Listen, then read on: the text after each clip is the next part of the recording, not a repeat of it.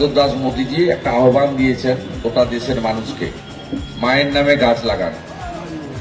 প্রত্যেকটা মানুষকে তিনি আহ্বান করেছেন গোটা দেশব্যাপী, মায়ের নামে প্রত্যেকে একটি করে গাছ লাগান এবং গাছটাকে পরিচর্যার মাধ্যমে সুন্দরভাবে বাঁচিয়ে রাখুন এবং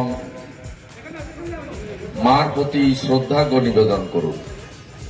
আজকের এই আমরা এখানে প্রত্যেকই ফলের গাছের চারা বিতরণ করে আমাদের যশস্বী নেতা নরেন্দ্র দামোদর দাস মোদী তার আহ্বানকে সার্থক করব। সাথে সাথে ডক্টর শ্যামাপ্রসাদ মুখার্জিকে স্মরণ করব, যিনি আত্মবলিদানের মধ্য দিয়ে কাশ্মীরকে ভারতবর্ষের অখণ্ড অবস্থায় রেখেছেন এবং 1947-এর 20 জুন আমাদের হিন্দুদের ভারতবর্ষে অন্তর্ভুক্ত করেছেন। তাই আজকের দিনে আমরা যারা সনাতন সংস্কৃতি, ভারতীয় সংস্কৃতিতে বিশ্বাস করি, তারা যথাযথ শ্রদ্ধা জ্ঞাপনের মধ্য দিয়ে ভারত কেশরীর স্বপ্নকে পূরণ করার আর একবার অঙ্গীকার গ্রহণ করব।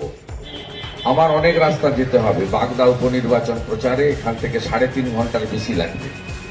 তাই আমি জেলার সভানেত্রী বিধায়িকা বেড়িয়া মন্দির সংলগ্ন মাঠে আমাদের নবনির্বাচিত সাংসদ প্রাক্তন বিচারপতি অভিজিৎ গাঙ্গুলি, তমলুকের সাংসদ, তার সম্বর্ধনা জ্ঞাপন এবং আগামী দিনে আমাদের করণীয় কর্তব্য, একদিকে উন্নয়ন, আরেকদিকে জনসংযোগ, সর্বোপরি ভারতীয় জনতা পার্টিকে হৃষ্টপুষ্ট বলিষ্ঠ করা, এই লক্ষ্য নিয়ে আমরা সবাই শনিবার দিন বিকালে সমবেত হব। আমার পক্ষ থেকে 13 তারিখ তমলুক, 14 তারিখ কাঁথি, এই দুটো কৃতজ্ঞতা জ্ঞাপন সভাতে ভারতীয় জনতা পার্টির সমস্ত কার্যকর্তাকে আমি ফলের চারা বিতরণের একটা উদ্যোগ নিয়েছি। সেদিনও কয়েক হাজার কর্মীর হাতে আমরা ফলের গাছ তুলে দেবো আমাদের মার্গদর্শক বিশ্ব নেতা নরেন্দ্র দামোদর দাস মোদী তার কথাকে একেবারে বাড়িতে বাড়িতে কার্যকর করার জন্য।